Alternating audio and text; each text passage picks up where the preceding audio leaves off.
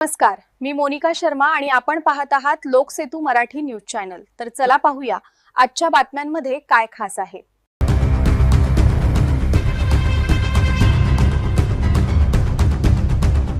Navapur textile MIDC मध्ये भीषण आगीचा कहर, शॉर्ट सर्किटमुळे फॅक्टरी जळून खाक। सुरतचे व्यापारी रमेश यांच्या टेक्सटाईल फॅक्टरीला आज सकाळी 11 वाजेच्या सुमारास भीषण आग लागली। शॉर्ट सर्किटमुळे लागलेल्या आगीने काही क्षणात रौद्र रूप धारण करत संपूर्ण फॅक्टरी भस्मसात केली।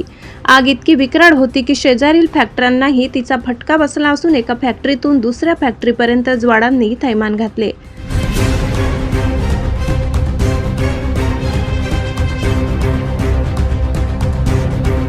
नवापुरात सध्या 41 ते 43 अंश तापमान असल्याने आगीने आणखी भीषण रूप घेतले। अनेक तास उलटूनही आग पूर्णपणे नियंत्रणात आलेली नाही।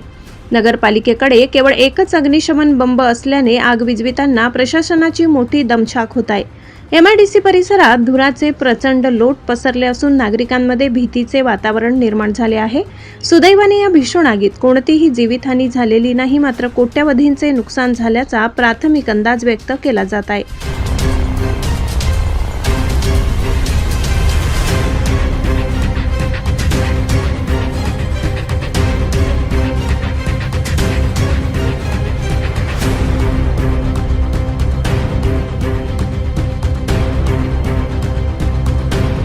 लाला चौहान, शहादा।